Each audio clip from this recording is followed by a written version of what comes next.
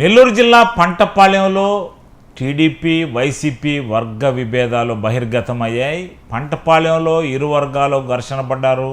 అయితే టీడీపీకి చెందిన శ్యామ్ అనే వ్యక్తిపై కత్తిపోట్లతో వైసీపీ వర్గం దాడి చేసింది. దీంతో ఆయన శ్యామ్ను హుటాహుటిన నెల్లూరు ప్రభుత్వ ఆసుపత్రికి తరలించారు. అయితే అక్కడ పరిస్థితి విషమంగా ఉండడంతో అపోలో ఆసుపత్రిలో ఆయన చికిత్స అందిస్తున్నారు.